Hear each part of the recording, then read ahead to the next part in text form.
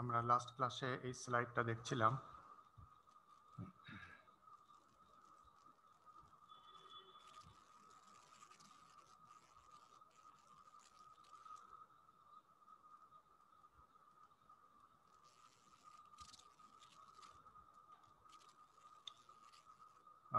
এখানে একটা rivet joint, দুটো প্লেটের একটা রিভেট জয়েন্ট দেখানো হচ্ছে। এটা হচ্ছে সেই রিভেট। সো বিভিন্ন জায়গায় ক্রেভিস করেকশন হতে পারে, এই জায়গায় হতে পারে, ঠিক তেমনি এই হেডের নিচে হতে পারে, এই হেডের নিচে হতে পারে, এই হেডের নিচে হতে পারে, এই এই এই জায়গায় হতে পারে, এই জায়গায় হতে পারে। এই জায়গায় ক্রেভিস করেকশন কিভাবে হচ্ছে সেই মেকানিজমটা দেখানো হচ্ছে। এই যে সার্কেল দিয়ে এই অংশটুকুকে বড় করা হয়েছে, বড় করা হয়েছে। সো এই দুইটা প্লেটের মাঝখানে যে অংশটা, যেখানে এই দুটো প্লেট ল্যাব জয়েন করে সমুদ্রে অনেকদিন রাখা ছিল, সো সমুদ্রের পানি এই ন্যারো ওপেনিং, দ্যাট ইজ ক্রেভিসের যে ডেফিনিশন, এই ন্যারো ওপেনিং দিয়ে ক্রেভিসের ভিতরে ঢুকে পড়েছে। মানে ভিতরে কি হচ্ছে এটা বোঝার জন্য এটাকে বড় করে দেখানো হয়েছে, এবং ভিতরের অবস্থানটা হচ্ছে এরকম, চিত্রটা এত বড়। শুরুতে ভিতরে পানি আছে, যে পানির ফ্লো, এই বাইরের পানির ফ্লো ভিতরে নেই, ভিতরে যায় না, বা ভিতরের পানি আর বাইরে আসতে পারে না। কিন্তু এই জায়গায় যে পানি আছে সেই পানিটা হচ্ছে উভমুখী, এর আউটসাইডের পানির সাথে ইনসাইডের পানির ফ্লো আছে, কিন্তু এই জায়গায় সেই ফ্লোটা নেই। ভিতরে কি ঘটনা ঘটছে আমরা দেখি। ক্রেভিসটা হবে ভিতরে, এখানে অক্সিডেশন হচ্ছে, এই যে মেটাল দেখা যাচ্ছে যে এতটুকু অংশ ক্ষয় হয়ে গেছে, মেটালের ক্ষয় হয়ে যে মেটাল আয়ন তৈরি হচ্ছে, আর ইলেকট্রনটা ওইদিকে চলে যাচ্ছে। যে মেটাল ক্ষয় হয়ে যে মেটাল আয়ন হলো আর ইলেকট্রন তৈরি হলো, ইলেকট্রনটা ওইদিকে যেই চলে যাচ্ছে, ওইদিকে পানির ভিতরে যে ডিজলভড অক্সিজেন আছে, সেই ডিজলভড অক্সিজেন প্লাস পানি আর ওই ইলেকট্রন নিয়ে, সো ডিজলভড অক্সিজেন, পানি আর ইলেকট্রন নিয়ে OH আয়ন হচ্ছে। সো তাই দেখানো হয়েছে OH আয়ন হয়েছে। ঠিক এই একটারই এই রিঅ্যাকশনটা দেখানো হচ্ছে, অক্সিডেশনটা ভিতরে হচ্ছে, রিডাকশনটা বাইরে হচ্ছে। এগুলো র্যান্ডমলি হচ্ছে। এখানে দেখানো হচ্ছে অক্সিডেশনটাও ভিতরে হচ্ছে, রিডাকশনটাও ভিতরে হচ্ছে। এইভাবে তা যখনই আমি ভিতরের কথা বিবেচনা করব, এর ভিতরে কি হচ্ছে, একটা মেটাল M+ হচ্ছে আর একটা OH- হচ্ছে। So charge compensation.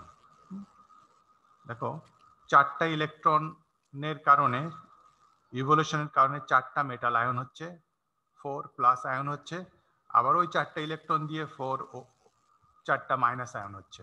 So charge balanced হচ্ছে।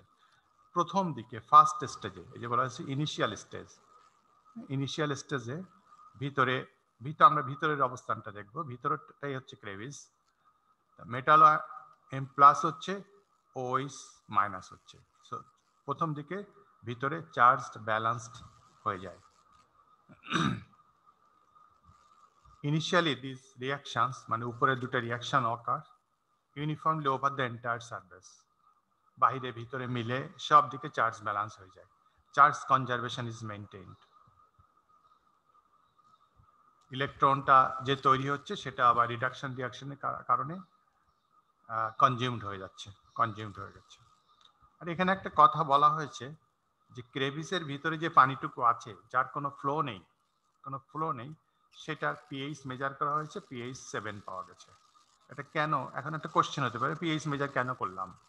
এটা পরে বোঝা যাবে। ফাইনাল স্টেজে যে আমরা যখন দেখব তখন আমরা এটা বুঝতে পারবো পিএইচ কেন মেজার করলাম। তো আমরা সেকেন্ড স্টেজে যাই।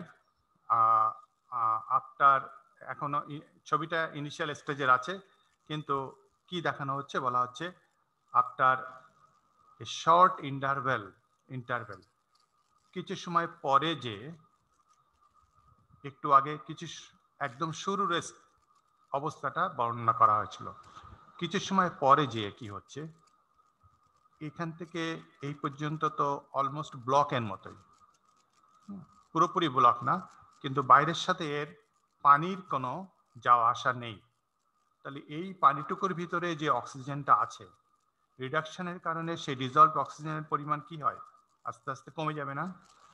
যেহেতু পানির আর যাওয়া আসা নাই, সো এই পানির ভিতরে ডিজলভ অক্সিজেনের পরিমাণ কি হয়ে যাবে, এই রিয়াকশনের মাধ্যমে আস্তে আস্তে, রিডাকশন রিয়াকশনের মাধ্যমে অক্সিজেনের কনসেন্ট্রেশন আস্তে আস্তে কমে যাবে।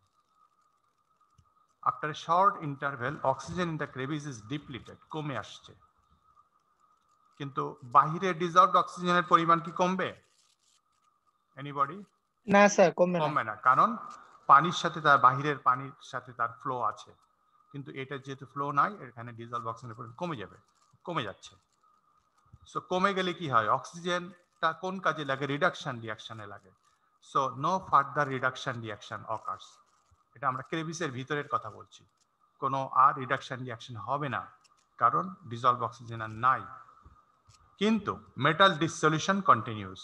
মেটাল ডিসসলিউশনের জন্য আর কিছু দরকার নেই, সে ইলেকট্রন ইভলভ করবে, ইলেকট্রন ওই বাইরের দিকে তো চলে যেতে পারে।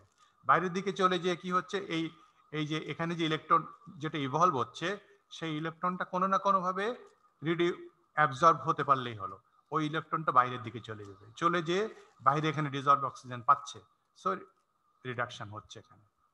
সো এখানে যে রিয়াকশনটা দেখানো হয়েছে, দিস উইল কন্টিনিউ, এটা চলতে থাকবে। কিন্তু এখানে যে রিয়াকশনটা দেখানো হয়েছে ভিতরেই অক্সিডেশন, ভিতরে রিডাকশন, এটা স্টপ হয়ে যাবে, তার মানে ব্যাপারটা কি ঘটবে, এই ঠিক স্টপ হবে না পুরোপুরি, এই প্রসেসটা, এই যে ভিতরে অক্সিডেশন ভিতরে রিডাকশন, এই প্রসেসটা এইটার মতো হবে, তাই না? কারণ এইটার জন্য আর কোনো বাধা নেই, রিডাকশনটা বাইরে হচ্ছে। সো এখানেও এটা অক্সিডেশনটা ভিতরে হবে এবং রিডাকশনটা এখানে না হয়, ইলেকট্রনটা এই যেহেতু একটা মেটাল কন্ডাক্টর, এর ভিতর দিয়ে ফ্লো করে যে এখানে যে রিডাকশনটা হবে। সো আমার অক্সিডেশন রিডাকশন বন্ধ থাকবে না,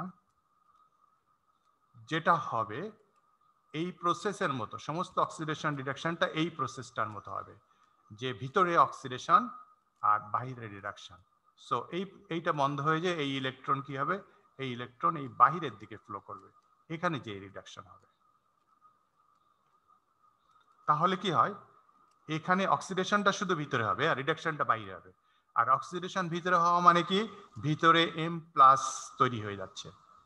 ইনিশিয়াল স্টেজে আমি বলেছিলাম চার্জ কনজারভেশন, ইনিশিয়াল স্টেজে চার্জ কনজারভেশন, এটা কোন জায়গায়, এটা ক্রেভিসের ভিতরে, উইদিন দ্য ক্রেভিস চার্জ কনজারভেশন, কারণ ভিতরে M+ হচ্ছিল, OH- হচ্ছিল।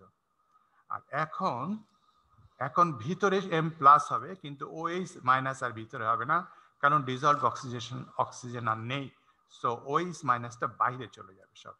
সো ভিতরে কি হয়ে যাবে, M+ এর সারপ্লাস হবে, produce access of positive charge, এটাও ক্রেভিসের ভিতরের কথা বলা হচ্ছে, produce access of positive charge M+।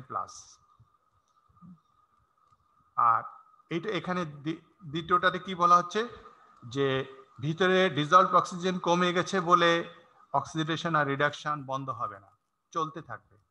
Overall rate of oxidation reduction remains almost unchanged, এটা চলতে থাকবে। কিভাবে চলতে থাকবে, অক্সিডেশনটা হবে ভিতরে আর রিডাকশনটা হবে বাইরে, এটা চলতে থাকবে। ফলে কি হবে, ভিতরে M+ এর সারপ্লাস হবে, ভিতরে M+ অনেক হয়ে যাবে। একটা তাহলে একটু আগে বলা হয়েছে ভিতরে কি হচ্ছিল, চার্জ কনজারভেশন, তাহলে এখন কি হয়ে যাবে, ভিতরে আর চার্জ কনজারভেশন হচ্ছে না, ভিতরে M+ অনেক বেশি হয়ে গেছে। তাহলে কি হয়ে যাবে, এটাকে ব্যালেন্স করতে হবে, আনব্যালেন্স সিচুয়েশন থাকতে পারে না, এক জায়গায় অনেক বেশি M+ হতে পারে না। তখন কি হবে, সমুদ্রের পানি, যেহেতু সমুদ্রের পানি মানে হচ্ছে সোডিয়াম আর ক্লোরিন আয়ন আছে, সোডিয়াম ক্লোরাইড আছে, সোডিয়াম ক্লোরাইড আছে মানে হচ্ছে সোডিয়াম আয়ন আছে আর ক্লোরিন আয়ন আছে সমুদ্রের পানিতে। সো এই ভিতরে যখন M+ অনেক হয়ে যাবে, ওই ক্লোরিন আয়ন বাইরের থেকে ভিতরে ঢুকবে। হ্যাঁ, তোমাদের এখানে কি কোনো কোশ্চেন আছে? আমি বলছি ভিতরে অনেক বেশি M+ হয়ে যাবে, সেই M+ কে ব্যালেন্স করার জন্য ক্লোরিন আয়ন বাইরের থেকে ভিতরে ঢুকবে। এই যে ভিতরের অবস্থাটা, এই কিছু সময় পরে, এটা হচ্ছে final stage, this is the final stage. Final স্টেজে কি হচ্ছে, যেহেতু দেখো ওই যে বললাম যে অক্সিডেশন শুধু ভিতরে হবে আর রিডাকশন ডিজলভ অক্সিজেন নেই বলে আর ভিতরে কোনো রিডাকশন হচ্ছে না। রিডাকশনটা কি হচ্ছে, ইলেকট্রন বাইরে চলে যাচ্ছে, সমস্ত রিডাকশন বাইরে হয়ে যাচ্ছে। সো ওইস নেগেটিভ সব বাইরে হচ্ছে, তাহলে ভিতরে এম প্লাস, দেখো সব এম প্লাস, ওইস মাইনাস নাই, সব M plus M plus M plus M plus, প্রচুর M plus M plus M plus. এখন এম প্লাস যখন এখানে আধিক্য, এবং এখানে দেখো এই মেটাল অনেক ক্ষয় হয়ে গেছে, অনেক ক্ষয় হয়ে গেছে। এম প্লাস যখন আধিক্য হয়ে গেল তখন ওইটাকে ব্যালেন্স করার জন্য সমুদ্রের পানি, যেহেতু সোডিয়াম ক্লোরাইড, সোডিয়াম আর ক্লোরিন আছে, ক্লোরিনটা ভিতরে ঢুকবে, ক্লোরিন ভিতরে ঢুকবে, ক্লোরিন ভিতরে ঢুকে ওই এম প্লাস যতগুলো আছে ততগুলো সিএল মাইনাস ভিতরে ঢুকবে, ঢুকে এই জায়গাটাকে ব্যালেন্স করবে। কোনো কোশ্চেন কি আছে? এখানে একটা কোশ্চেন হওয়ার কথা। ওএইচ মাইনাস কেন যাইতে পারলো না ওইটা? ওইস কেন হতে পারবে না? আচ্ছা, এই ওই কৌশিক প্রশ্ন করলে, তাই জি তো? স্যার। হ্যাঁ, এর উত্তর কি কেউ দিতে পারবে? অ্যাভেইলেবিলিটি কম, কিসের কিসের OH মাইনাসের অ্যাভেইলেবিলিটি কম এখানে, সেই তুলনায় তো পানির ভিতরে Cl মাইনাসের মানে পরিমাণ বেশি। না, সেটা তো তোমার হচ্ছে যে ক্লোরিন কেন ঢুকবে তার উত্তর না। জি স্যার। কিন্তু কৌশিক প্রশ্ন করেছে OH মাইনাস ভিতরে আর কেন হবে না। কৌশিক তোমার প্রশ্নটা তো তাই তো? না না স্যার, ওই OH মাইনাস কেন ঢুকলো না ওইটা বলছিলাম। OH মাইনাস কেন ঢুকলো না তাই? আচ্ছা আচ্ছা, এটা ওদের এক একটা আয়নের তোমার ইয়ে হচ্ছে, মোবিলিটি হচ্ছে এক এক রকম থাকে। স্যার এক্ষেত্রে কিন্তু মোবিলিটি হচ্ছে ক্লোরাইড আয়নের কম OH মাইনাস থেকে, বাট ওই যে অ্যাভেইলেবিলিটি কম দেখে মানে OH মাইনাসটার সাথে বেশি বিক্রিয়া হয় না, বিক্রিয়া হয়তো হবে বাট কম হবে আর কি। কিছু ঢুকবে, একেবারে ঢুকবে না তা না, কিছু ঢুকবে। কিন্তু ঠিক আছে, সব যুক্তি তর্ক যদি মেনেও নেই, ক্লোরিন তো কিছু ঢুকবে না? জি স্যার। তুমি যদি বলো OH মাইনাস ঢুকলো, কিন্তু ক্লোরিনও তো ঢুকবে কিনা? জি স্যার। এটা তো মানো। আচ্ছা, তা আমি দেখাচ্ছি ঠিক ক্লোরিন ঢুকবে। মানে OH মানে এর মেকানিজম বোঝাতে যে, বা মেকানিজমটা কি বুঝতে যে OH মাইনাস ঢুকলেও সেই মেকানিজম এর উপরে কোনো রকম রোল প্লে করবে না। ক্লোরিন যতটুকুই ঢুকবে, অল্প পরিমাণ, ওই যে ও বললো যে ক্লোরিনের মোবিলিটি কম, তা কম বলে কম পরিমাণ ঢুকলে ঢুকুক, কিন্তু যতটুকুই ঢুকবে সেটুকুই মেকানিজমের উপর একটা রোল প্লে করবে। সেই জন্য ক্লোরিন আয়নটাকে এখানে দেখানো হচ্ছে। সো ক্লোরিন আয়ন ঢুকবে, ক্লোরিন আয়ন ঢুকলে তাহলে কি হচ্ছে, এখানে M প্লাস, এটা ভিতরের রিয়াকশন দেখানো হচ্ছে, মাইগ্রেশন আর hydrolysis. Migration of what? Chlorine, ক্লোরিনের মাইগ্রেশন অ্যান্ড হাইড্রোলাইসিস হচ্ছে। সো মেটাল আছে, সেখানে ক্লোরিন ঢুকলো, আর পানি তো কিছুটা আছে, এর ভিতরে পানি আটকা পড়ে গেছে, পানি তো কিছুটা আছে। সো এর সঙ্গে রিয়াকশন হলে M ও OH, এইটা হাইড্রোলাইসিস হয়ে এটা প্রিসিপিটেট করবে আর এইটা তৈরি হবে। What is this one? HCl, acid. So ভিতরে কি হচ্ছে, ভিতরের নেচারটা অ্যাসিডিক হয়ে যাচ্ছে। যখন ক্লোরিন ঢুকছে আর M প্লাস আছে, এই রিয়াকশনের মাধ্যমে ভিতরের নেচারটা অ্যাসিডিক হয়ে যাচ্ছে। ভিতরের নেচারটা অ্যাসিডিক হয়ে যাওয়া মানে কি, ইনিশিয়াল স্টেজে দেখো এই এখন অনেকগুলো দেখানো হয়েছে, অনেক দূর ভিতরে ঢুকে গেছে। এর কারণটা হচ্ছে এই ইনিশিয়াল স্টেটে এইটা নিউট্রাল ছিল, ওই যে বলা হয়েছিল পিএইচটা মেজার করা হয়েছিল, পিএইচটা ছিল 7, পিএইচ এর ভ্যালুটা ছিল 7। এখন ভিতরে তৈরি হচ্ছে কি, HCl তৈরি হচ্ছে। সো 7 থেকে ভিতরের পিএইচ ফল করে যাচ্ছে। ফল করে গেলে কি হবে, এখন ফল করে আমি মনে করলাম 7 থেকে আসলো, সো 5 মনে করো, আফটার হাফ অ্যান আওয়ার, ধরো 7 থেকে 5 আসলো, তাহলে শুরুতে যে পরিমাণ ওই যে M আয়ন হচ্ছিল, আফটার হাফ অ্যান আওয়ার যখন ভিতরের পিএইচ ফল করে 5 আসলো, এর M প্লাস হওয়ার টেন্ডেন্সি কি তার থেকে বেড়ে যাবে নাকি একই রকম থাকবে? এনিবডি? মানে স্যার করশন বেড়ে যাবে এরকম? করশন, হ্যাঁ করশন বেড়ে যাবে। করশন বেড়ে যাবে, করশন মানেই তো হচ্ছে M থেকে M প্লাস হওয়া। জি স্যার, করশন বেড়ে যাবে, M থেকে M প্লাস হওয়া, M থেকে M প্লাস হওয়া। এই একদম ইনিশিয়াল স্টেজে বলা হয়েছিল পিএইচ 7 ছিল, যখন ক্লোরিন ভিতরে ঢুকলো চার্জ কনজারভেশনের জন্য, তখন ভিতরে HCl তৈরি হলো, সো পিএইচ ফল করে 5-এ আসলো। তাহলে কি হলো, যে 5-এ আসলো তখন এই রেটটা বেড়ে গেল। রেটটা যদি বেড়ে যায় তাহলে ভিতরে এখন কি হলো, এম প্লাস বেশি বেশি হলো। এই এম প্লাস বেশি বেশি হওয়া মানে কি হলো, তাহলে আধা ঘন্টা পরে ক্লোরিনের মাইগ্রেশন আরো বেড়ে গেল, আর বেশি পরিমাণ ক্লোরিন ঢুকলো।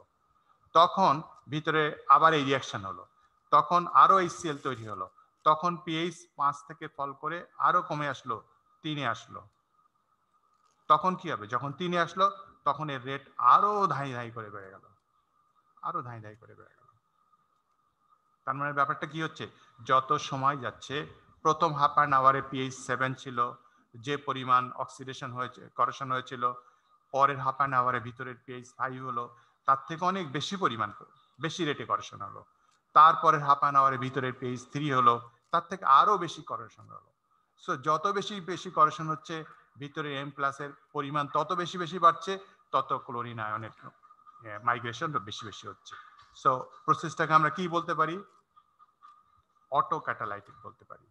So process is auto catalytic. প্রথম আধা ঘন্টায় হয়তো এই এতটুকু ক্ষয় হয়েছিল, পরের আধা ঘন্টায় এতটা ক্ষয় হয়েছে, তারপরের আধা ঘন্টায় এত বেশি ক্ষয় হয়েছে। সো সময়ের সাথে সাথে এটা হচ্ছে এর করেশন রেট বেড়ে যাচ্ছে। So auto catalytic process. Chloride concentration মানে এই যে ভিতরে HCl তৈরি হচ্ছে, সো ক্লোরাইড কনসেন্ট্রেশন দেখা গেল শুরুতে যা ছিল প্রথম আধা ঘন্টায়, তার থেকে 3 থেকে 10 টাইম বেশি হয়ে গেছে ইনসাইড দ্য ক্রেভিস। আর পিএইচ কত হলো, পিএইচ মেপে দেখা গেল কি ফাইনাল স্টেজে যে পিএইচ কমে যে 2 থেকে 3 এসে গেছে। সো ভিতরের নেচারটা অ্যাসিডিক হয়ে গেছে, সো করেশন রেট খুব হাই রেটে শুরু হয়েছে। সো সেই জন্যই বলা হয়েছিল শুরুতে পিএইচ মাপা হয়েছিল কেন, আমি ওই সময় বলেছিলাম যে পরে বোঝা যাবে। সো পরে শেষে পিএইচ মেপে দেখা গেল 2 থেকে 3।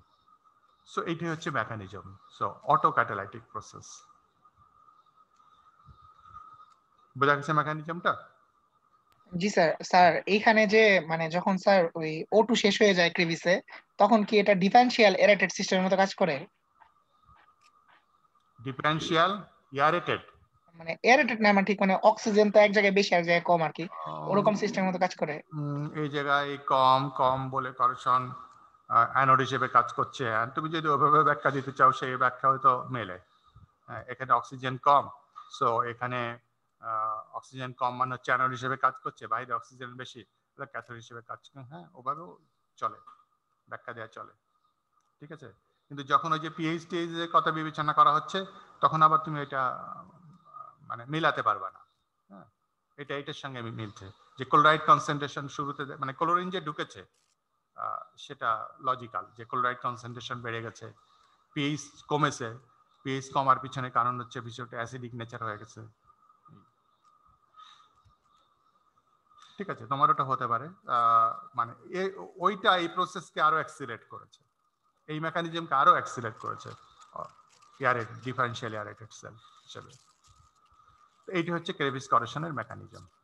তো এখন এই ক্রেভিস করেশন আমরা কিভাবে বন্ধ করতে পারি, মেকানিজম। সো ক্রেভিস করেশন বন্ধ করা, আমরা মিনিমাইজ করতে গেলে তাহলে কি করতে হবে, এই ক্রেভিসটা না থাকলেই হলো, এই ক্রেভিসটা না থাকলে, এইসব জায়গায় ক্রেভিসগুলো না থাকলেই হলো। আইদার কন্টিনিউয়াস ফ্লো রাখতে হবে, পানি ঢুকবে বেরোবে কিছু যায় আসে না। এই ছিদ্রটা যদি এরকম না হয়, অনেক বড় হতো, যে নিচের প্লেটটাই আছে উপরের প্লেটটাই আছে, সো এখানে পানি ঢুকলো আবার পানি বেরোলো, ক্রেভিস করেশন হবে না, অন্য কিছু হলে হতে পারে। তো যাই হোক, আমার তো দুটো প্লেট একসঙ্গে জয়েন করে, আমার সার্ভিস কন্ডিশন বলছে দুটো প্লেট একসঙ্গে জয়েন দিতে হবে আমাকে, দুটো প্লেটের একসঙ্গে স্ট্রেংথ আমরা পেতে চাই, ইত্যাদি ইত্যাদি। তো আমাকে ক্রেভিসটা বন্ধ করতে হবে। তাহলে ক্রেভিস বন্ধ করার নিয়ম কি, আমরা এখানে রিবেট জয়েন না করে আমরা এই জায়গা দিয়ে যদি ওয়েল্ডিং করে দেই, তাহলে আর ফাঁকটা থাকলো না। সো কম্ব্যাটিং ক্রেভিস করেশন কিভাবে কমানো যায়, use welded joints instead of riveted or bolted joints. Bolt joint দিলে হচ্ছে নাট বোল্ট থাকবে, সেখানে ক্রেভিস থাকবে। সো ক্রেভিসটাকে সরিয়ে দেওয়ার একটা ব্যবস্থা করো। জয়েন্ট তো আমাকে দিতেই হবে, সার্ভিস কন্ডিশন বলছে, সো ওয়েল্ড জয়েন্ট দিয়ে দাও। So close crevice in lap joints by continuous welding, ওই দুটো মোটামুটি একই কথা, ওয়েল্ডিং জয়েন্ট দিতে হবে। Design vessels for complete drainage, avoid sharp corners or stagnant areas. একটা ভেসেল, একটা কন্টেইনার যদি এরকম থাকে, এরকম থাকে, সো এর ভিতরে মনে করো কোনো অ্যাসিড জাতীয় কোনো কিছু আমরা রাখি এবং অন্য দিক থেকে নেই। সো কোনো একটা ট্যাঙ্কে যদি আমরা অ্যাসিড জাতীয় কিছু রাখি, সো এখান দিয়ে ট্যাপ দিয়ে আমরা সেখানে এটাকে ভর্তি করি, আর প্রয়োজন অনুযায়ী আমার প্লান্টে নেওয়ার জন্য এখানে একটা আউটলেট আছে, সে আউটলেট দিয়ে আমরা যতটুকু প্রয়োজন সেটা নেই। স্টোরেজ ট্যাঙ্ক, করসিভ করছে কোনো এনভায়রনমেন্টের একটা স্টোরেজ ট্যাঙ্ক, এখান দিয়ে আমরা ভরে রাখি আর যখন দিয়ে প্রয়োজন হয় এখান দিয়ে নিই। সো এইরকম একটা ডিজাইন তুমি করো না যদি এরকম একটা ভেসেলের তোমার দরকার হয়। কারণ হবে কি, এখানে যে আমরা যেটা রাখবো, এই যে শার্প যে কর্নারটা, শার্প কর্নারে এই জায়গায় বা এই যে এখানে একটু উপর থেকে আমি আউটলেট দিলাম, এই জায়গায় যে অ্যাসিডটুকু থাকবে, এখানে অ্যাসিড এসে অ্যাসিড ঢুকে যে বেরিয়ে যাবে, এইরকম ভাবে বেরিয়ে যাবে, এরকম ভাবে বেরিয়ে যাবে। এই শার্প এন্ডে এখান থেকেও এইভাবে বেরিয়ে যাবে, এইভাবে বেরিয়ে যাবে। কিন্তু এই জায়গায় অ্যাসিড একদম কোনায় যে জায়গাটা লিকুইডটা যেটা থাকবে সেটা বেরোবে না, সেটা অনেক দিন এই জায়গায় স্থির হয়ে বসে থাকবে। সো অনেক দিন এই জায়গায় স্থির হয়ে বসে থাকার কারণে এই জায়গায় তোমার ক্রেভিসের মতো, যদিও এটা ওপেন একটা জায়গা, কিন্তু লিকুইড ফ্লোটা এরকম হবে, সবসময় এরকম হবে, এরকম হবে। এই জায়গার লিকুইড ফ্লো, এটা কোনো সময় লিকুইডটা এরকম হবে না যে একদম সে জিওমেট্রিক্যালি এই কোণা পর্যন্ত আসবে আবার কোণার থেকে এইভাবে চলে যাবে না, এরকম হয় না লিকুইড ফ্লো। লিকুইড ফ্লোটা সবসময় এরকম একটা কার্ভ নেচার, যে দিকটা ঢুকছে ওই দিকটা বেড়ে যাচ্ছে, সেরকম কার্ভ নেচার হবে, এরকম হবে। সো এই কর্নারের লিকুইডটা অনেক দিন ধরে এই জায়গায় থাকবে, সো এই জায়গায় একটা ক্রেভিস করেশন হবে। সো তেমনি এখানে যে এই আউটলেট যেটা আমি দিলাম সেটা একদম নিচ থেকে একটু উপরে দিলাম বলে এই জায়গায় ক্রেভিস করেশন হবে। সো তাহলে তোমার ডিজাইনটা কেমন হবে?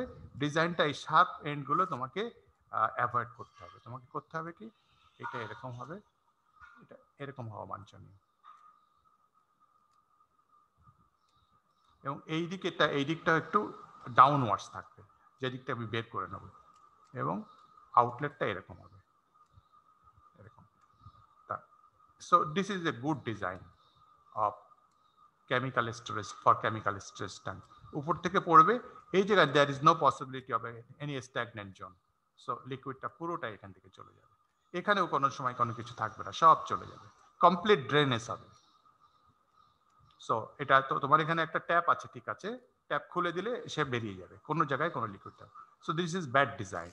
So design consideration, so design vessels for complete drainage, যেন কমপ্লিট ড্রেনেজ হয়, অ্যাভয়েড, এই জন্য তোমাকে কি করতে, শার্প কর্নারগুলো অ্যাভয়েড করতে হবে। স্ট্যাগন্যান্ট এরিয়াস, এই শার্প কর্নার হচ্ছে স্ট্যাগন্যান্ট এরিয়াস। তারপরে এখানে যে দেখেছিলাম আউটলেটটা একটু উপরে, বটম থেকে একটু উপরে না, তাহলে এই বটমের নিচে এই জায়গাটা হয়ে যাবে স্ট্যাগন্যান্ট এরিয়াস। সো এই ডিজাইনটা হবে এরকম। Then inspect equipment and remove deposits. ওই যে বলেছিলাম যে কোনো একটা পাইপ লাইন থাকতে পারে, পাইপ লাইন বা কোনো কিছুর উপরে করেশনে এই যে ডিপোজিট পড়ে আছে, এটা হয়তো ওপেন এনভায়রনমেন্ট আছে, একটা করেশন প্রোডাক্ট এরকম জমে আছে অনেকদিন যাবত, সো এর ভিতরে পানি ঢুকে এখানে ক্যারিপিস করেশন হবে।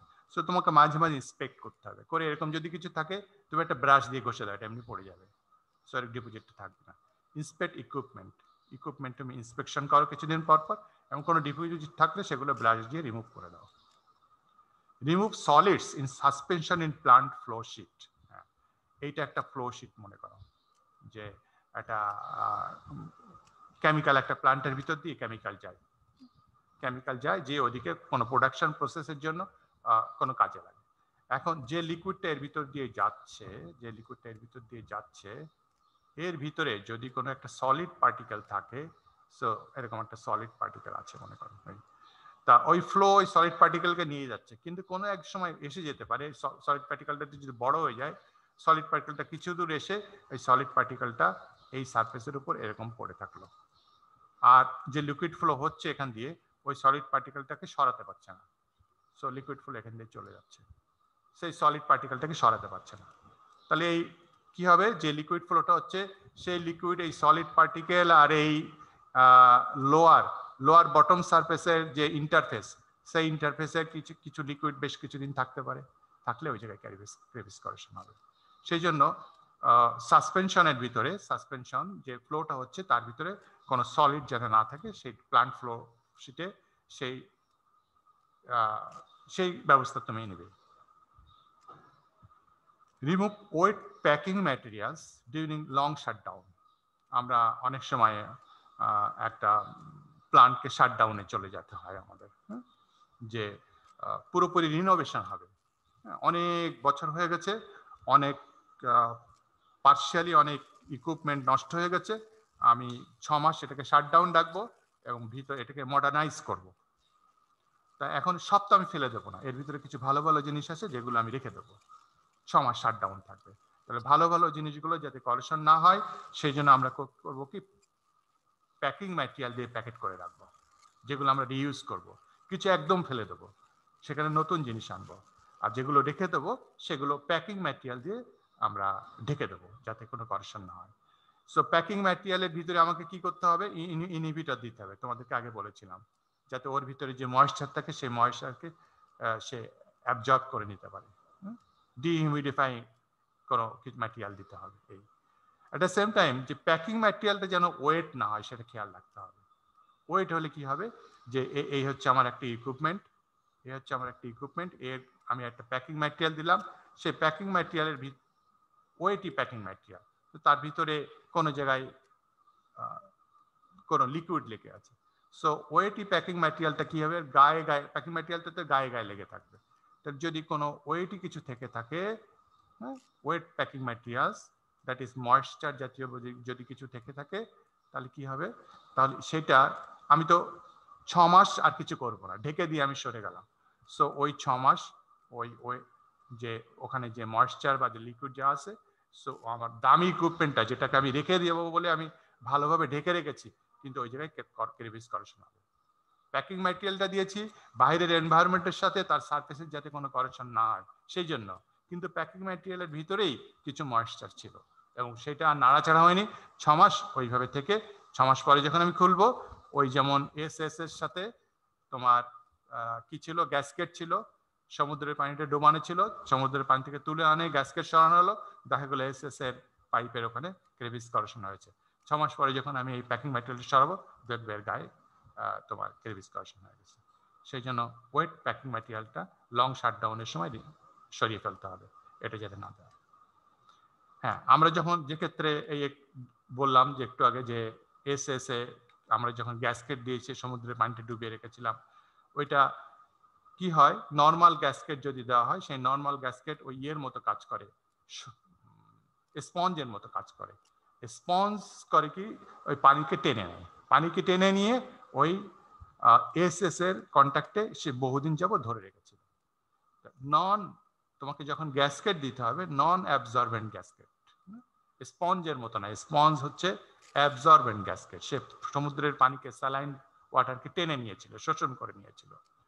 নন অবজারভেন্ট যদি তুমি ওই এস এর 18 এস এর গায়ে এই গ্যাসকেট দিতে, যেটা হচ্ছে টেফলন, এটা অনেক দামি, তাহলে কি হতো, সে সমুদ্রের পানিকে আর টেনে নিত না, টেনে না নিলে আর ওই এস এর ক্রেভিস করেশন হতো না। সো তুমি গ্যাসকেট যখন ইউজ করবা, তোমাকে বুঝে শুনে ইউজ করতে হবে যে কোন ধরনের গ্যাসকেট তুমি ইউজ করছো।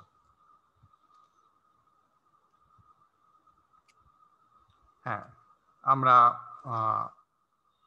ক্রেভিস করেশনের মেকানিজম জানলাম, কিভাবে আমরা সেটা আটকাতে পারি, কমাতে পারি, সেই কিছু মেজার দেখলাম। একটা special type of crevice corrosion কে বলা হয় filiform corrosion. Filiform corrosion is a special type of crevice corrosion. এটা হয় কোথায়, আমরা প্রোটেক্টিভ ফিল্ম দেই, প্রোটেক্টিভ ফিল্ম মানে একটা কোটিং দেই, সেটাকে কোটিংটা দিয়েছি কি জন্য, যাতে করেশন আর না হয়। একটা উদ্দেশ্য, অনেক উদ্দেশ্য থাকে, আর একটা উদ্দেশ্য যে ডেকোরেটিভ পারপাস, সুন্দর দেখানোর জন্য। আমরা যে ক্যানে বেভারেজ খাই, স্প্রাইট খাই, এর উপরে আমি বলেছি এসএস এর উপরে টিনের কোটিং দেওয়া হয়, এনামেলের কোটিং দেওয়া হয়, শুধু করশন প্রোটেকশনের জন্য না, এটাকে বিউটিফাই, এটা চকচক করে, তোমরা খেয়াল করে দেখেছো। তো ওইটাকে প্রোটেক্টিভ ফিল্ম বলা হয়। এই প্রোটেক্টিভ ফিল্মের আন্ডারে ক্রেভিস করশন হয়, সেই ক্রেভিস করশনটাকে বলা হয় ফিলিফর্ম করশন। এটাকে আর একটা নাম, যেহেতু ফিল্মের নিচে হচ্ছে সেই জন্য এটাকে আন্ডার ফিল্ম করশনও বলা হয়। ফিল্ম মানে হচ্ছে প্রোটেক্টিভ ফিল্ম, ওই টিনের যে কোটিং দেওয়া আছে তার ভিতরে, এনামেলের যে কোটিং দেওয়া আছে তার ভিতরে, সেই জন্য এটাকে আন্ডার ফিল্ম করশনও বলা হয়। উদাহরণ বলা আছে যে ফুড আর বেভারেজ ক্যানে যে এনামেল কোটিং যেটা থাকে, এনামেলের কোটিং, এনামেলটা বেশি ইউজ করা হয় শাইনি প্রপার্টি আনার জন্য, অ্যাপিয়ারেন্সটাকে এনহান্স করার জন্য এনামেল দেওয়া হয়। এরকম যখন ফুড এবং বেভারেজ ক্যানে আমরা এনামেলের কোটিং দিয়েছি এবং দিয়ে ওইটাকে যদি অ্যাটমসফিয়ারে এক্সপোজ রেখে দেই অনেক দিন যাবত, তারপরে আমরা দেখব যে ওই এনামেলের সারফেসের ভিতর দিয়ে এক ধরনের করশন হয়ে গেছে। এবং সেটা বোঝা যায় কি করে, যে ওই করশনটা ওর ভিতর দিয়ে দেখা যায়, মনে হয় যেন ওর ভিতর দিয়ে কিছু একটা ঢুকে চলে গেছে, একটা মনে হয় যেন একটা ফিলামেন্ট। ফিলামেন্ট বলতে আমরা ওই যে বাল্বের ভিতরে আমরা ফিলামেন্ট দেই, ওইরকম একটা কিছু মনে হয়, ফুলে ওঠে ওই জায়গাটা। ওইটার কালার হচ্ছে রেড ব্রাউন করশন ফিলামেন্টস আর ভিজিবল। অনেক দিন ওইটাকে অ্যাটমসফিয়ারে এক্সপোজড অবস্থায় রাখার পরে যদি আমরা তুলে আনি, আমরা দেখব যে শুরুতে কোটিংটা যেমন শাইনে ছিল, হ্যাঁ, যেখানে করশন হয়নি সেখানটা ওইরকমই শাইনি আছে, কিন্তু যেখানে ফিলামেন্ট মানে কি একটা সরু একটা তারের মতো, কিন্তু সারফেসটা তো অনেক বড়, তার একটা ডায়া আছে, বেভারেজ স্ক্যানের কথা যদি চিন্তা করি, তো দেখব যে ডায়ার যে সারফেস আছে, সারফেসে ভিতরে এরকম যেন এরকম দাগ দাগ ভিতর দিয়ে, কোটিং এর ভিতর দিয়ে এরকম দাগ দাগ দেখতে পাবো। সেই জন্য ওই দাগ দাগটা কি মানে ফিলামেন্ট মানে হচ্ছে ফিলামেন্টের মতো একটা সরু দাগ দাগ দেখতে পাবো, এবং ওই জায়গাটা ফুলে উঠেছে দেখতে পাবো, এবং ওই ভিতরে যে দাগটা দেখতে পাবো সেটার কালার হচ্ছে red brown, radish brown corrosion আমরা দেখতে পাবো। তা ওইটার একটা এক্সাম্পল দেওয়া হচ্ছে ফুড এবং বেভারেজ ক্যানে যখন এনামেল সারফেস থাকে এবং সেটা যখন অ্যাটমসফিয়ারে অনেকদিন এক্সপোজড অবস্থায় রাখা হয় তখন এটাকে দেখা যায়। আর কিছু এক্সাম্পল দেওয়া হয়েছে, স্টিলে দেখা যায়, ম্যাগনেসিয়ামে দেখা যায়, অ্যালুমিনিয়ামে দেখা যায়। এই সমস্ত জিনিসগুলো যখন তাদের উপরে এই সমস্ত জিনিসের কোটিং থাকে, যেমন টিনের, সিলভারের, গোল্ডের, এনামেলের, ল্যাকারের, এই সমস্ত কোটিং থাকে। তা স্টিলের উপরে টিনের কোটিং থাকে, সেটাই তো আমরা বেভারেজ ক্যান আমরা বলছি, বেভারেজ ক্যান। স্টিলের উপরে এনামেলের কোটিংও থাকে বেভারেজ ক্যানে। সো এইগুলো হচ্ছে বেসিক ম্যাটেরিয়াল, বেস মেটাল যেগুলোর আরেকটা নাম আমি বলেছিলাম সাবস্ট্রেট, আর এইগুলো হচ্ছে কোটিং ম্যাটেরিয়াল। এই বেস ম্যাটেরিয়ালের উপরে যখন এই সমস্ত কোটিং ম্যাটেরিয়ালগুলো থাকে এবং সেই কোটেড জিনিসটা যখন অ্যাটমসফেরিক এক্সপোজার অবস্থায় অনেকদিন থাকে, তখন আমরা ওইরকম তুলে এনে দেখব কি যে ওই এর ভিতর দিয়ে, এই কোটিং এর ভিতর দিয়ে এরকম ফিলামেন্ট দেখতে পাবো, এরকম ফিলামেন্ট যেন সরে সরে গেছে জায়গায় জায়গায় দিয়ে, এরকম সরু, যার কালার হচ্ছে রেডিশ ব্রাউন। আর একটা হচ্ছে আমরা মিষ্টি কিনি, মিষ্টি যে যখন কেনা হয় বড় বড় যে দোকানগুলোতে, রস বলি বা ওয়েল ফুড বলি, ওরা ওই যে অ্যালুমিনিয়াম ফয়েল দিয়ে দেয়, খেয়াল করেছে অনেকে, যে মিষ্টির যে প্যাকেটের ভিতরে অ্যালুমিনিয়াম ফয়েল থাকে। অথবা আমরা যে বিরিয়ানির দোকান থেকে বিরিয়ানি কিনি, সেখানেও ওই যে প্যাকেটের ভিতরে অ্যালুমিনিয়াম ফয়েল থাকে। ওইটা কি, ওইটা কাগজের উপরে অ্যালুমিনিয়ামের ফয়েল দেওয়া হয়েছে। সো অ্যালুমিনিয়াম ফয়েলটা একটা কোটিং, শক্ত কাগজের উপরে অ্যালুমিনিয়ামের ফয়েল দেওয়া আছে। এখানেও হয়। It is also observed on paper bag aluminium foil. ওই যে অ্যালুমিনিয়াম ফয়েলটা যদি অনেকদিন রেখে দেওয়া হয়, ফেলে দেওয়া হয় অ্যাটমসফেরিক এনভায়রনমেন্টে, তখন ওই কাগজ আর অ্যালুমিনিয়াম ফয়েলের ইন্টারফেস দিয়ে আমরা এই ফিলিফর্ম করশন দেখতে পাই। Corrosion occurs at the paper aluminium interface. অ্যালুমিনিয়ামটা কোটিং আর পেপারটা হচ্ছে এখানে সাবস্ট্রেট আমরা দেখতে পাই। এবং এই জিনিসটা মিষ্টির দোকান আলারাও স্যার প্রোভাইড করে, আর হচ্ছে বিরিয়ানি যারা বিক্রি করে তারাও এটা প্রোভাইড করে। আমরা জানি করশনের মাধ্যমে কি হয়, ম্যাটেরিয়ালের ক্ষয় হয়। ক্ষয় হওয়া মানে কি হয়, তার স্ট্রেংথ সে আগের মতো নিতে পারে না। আমরা যদি একটা ব্রিজের নিচে কি করা হয়, যে পিলারগুলো দেওয়া হয়, পিলারের লোড আসলে কে নাই, এখানে রড দেওয়া হয়েছে, রডের উপরে সিমেন্ট বালু দিয়ে কনক্রিট বানানো হয়েছে।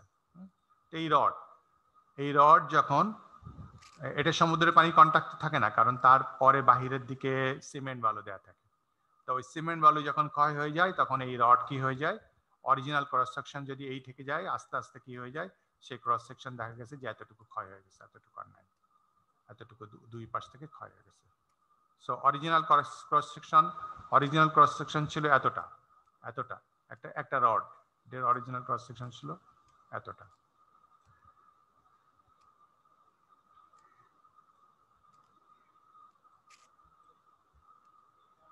এটা যদি সমুদ্রের পানিতে এক্সপোজড হয়ে যায়, আফটার সার্টেন পিরিয়ড যে ক্রস সেকশন হয়ে যাচ্ছে এতটা, অর্ধেকেরও কমে যাচ্ছে। এখন এইটা যদি আমরা বুঝতে না পারি, বা আমরা যদি এটাকে রিপ্লেস না করি বা রিপেয়ার না করি, তাহলে কি হবে, ওই ব্রিজের উপর দিয়ে যে লোড আগের মতো যদি সেই লোড চলতে থাকে, তাহলে কি হবে, ওই লোড এই রড এটা নিতে পারবে না, ফেল করে যাবে। সো ম্যাটেরিয়াল স্ট্রেংথ ফেল করে যায়, লোড বেয়ার করতে পারে না, যে কারণে একটা বড় ধরনের ডিজাস্টার ঘটে যায়। কিন্তু ফিলিফার্ম করেশন এটা হচ্ছে কি হচ্ছে, একটা আনইউজুয়াল টাইপ অফ করেশন। এই ম্যাটেরিয়ালের স্ট্রেংথকে কমায় না, it doesn't, we cannot destroy metallic components, weaken করে না মেটালকে, কি করে এটা, but affects the surface appearance, সারফেসের অ্যাপিয়ারেন্সটাকে সে নষ্ট করে দেয়। এবং এটাই একটা লস, কারণ এটা দেওয়া হচ্ছে কি, এই কোটিংটা দেওয়া হচ্ছে কি জন্য, অ্যাপিয়ারেন্সটা এবং করেশনটা প্রোটেকশনের জন্য। করেশন একরকম হচ্ছে, ফিল্মকে সে একদম রিমুভ করে দিচ্ছে না। ফিল্ম মানে হচ্ছে যে আমি কোটিংটা দিয়েছি সেটা একদম রিমুভ করে দিচ্ছে না, বরং কোটিংটাকে ফুলিয়ে দিচ্ছে, ফুলিয়ে দিয়ে ওর ভিতর দিয়ে এটা করেশন হচ্ছে। সে যখন কোটিংটা উঠে যাচ্ছে, এই সারফেস লেয়ারের উপরে এই কোটিংটা আছে, এই কোটিংটা এরকম আছে, সুন্দর করে আছে, এরকম আছে, এর ভিতর দিয়ে যখন গেল তখন এই জায়গাটা এরকম ফুলে উঠলো। এই ফুলে ওঠার কারণে এর অ্যাপিয়ারেন্সটা, শাইনিং অ্যাপিয়ারেন্সটা আর ভালো দেখায় না, বা ভিতর দিয়ে মনে হয় যেন একটা যেন কিছু চলে গেছে, অন্য কালারের একটা কিছু চলে গেছে। সো অ্যাপিয়ারেন্সটা নষ্ট করে দেয়, এটাই ক্ষতির কারণ হয়ে যায়। কারণ যে কোম্পানির ক্যান কেউ কিনবে আর এরকম অ্যাপিয়ারেন্স দেখবে, এরকম ডাল অ্যাপিয়ারেন্স, তখন ওই কোম্পানির ওটা কেউ কিনবে না। আর শাইনি অ্যাপিয়ারেন্স না থাকলে ওটা কেউ কিনবে না, ওটা তাদের সেল ক্যাপাসিটিকে অনেক ফল করে দেবে। সো ফিলিফার্ম করেশন ম্যাটেরিয়ালকে উইক করে না, এটা তার অ্যাপিয়ারেন্সকে এফেক্ট করে।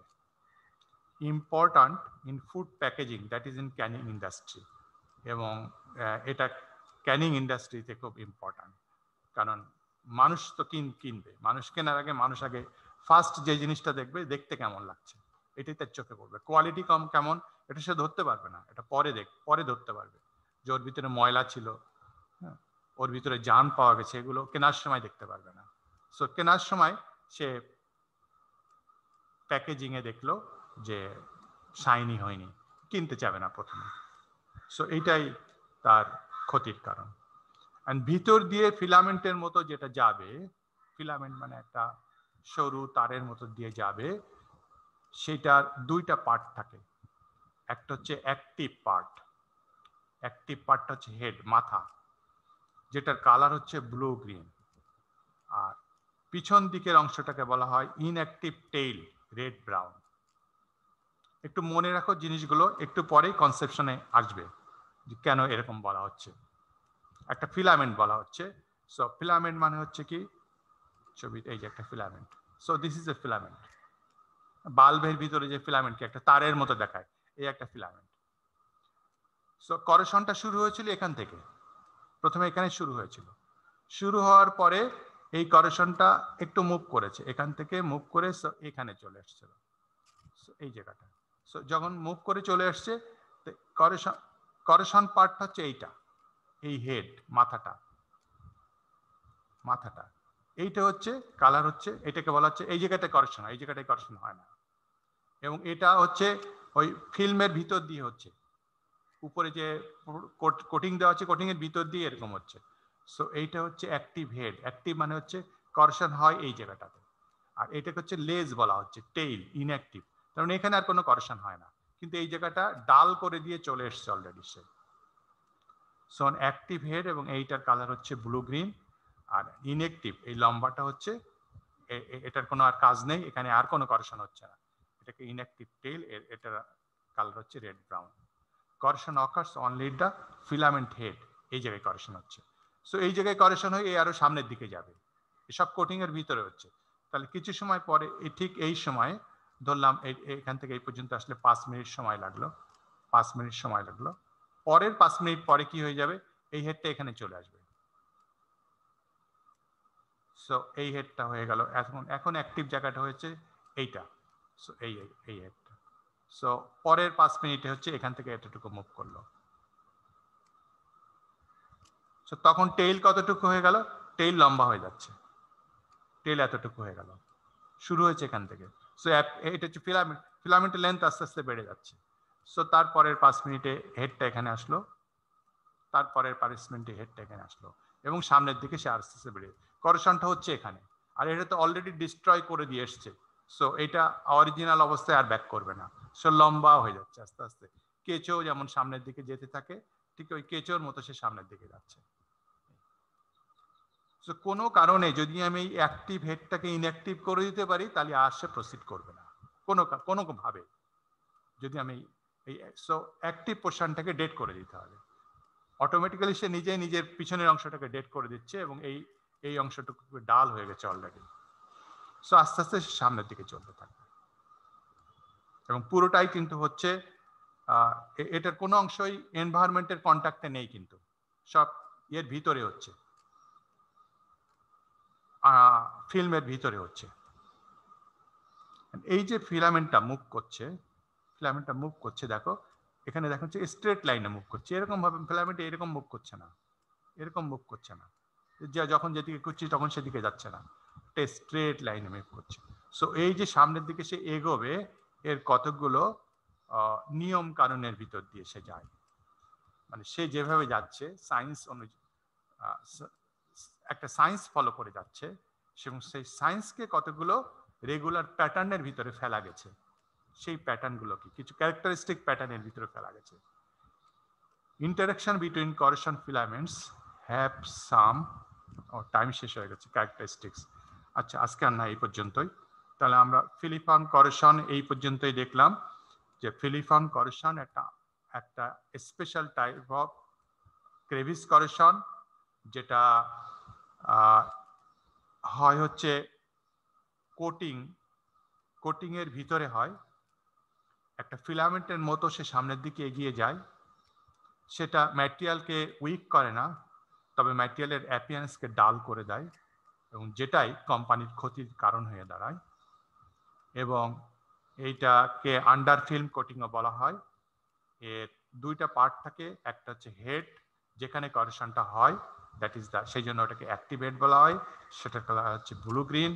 আর পিছনে যে অংশটা ফেলে আসে সেটা কোনো করেশন হয় না, ডেড পার্ট, সেজন্য এটাকে ইনঅ্যাক্টিভ টেইল বলা হয়, এটা হচ্ছে রেড ব্রাউন।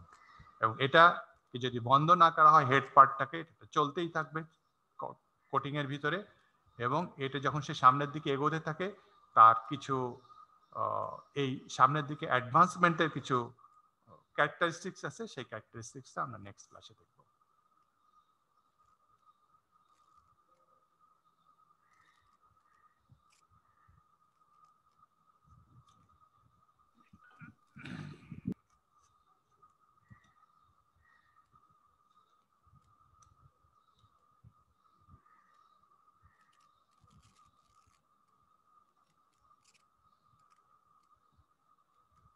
Roll number 1.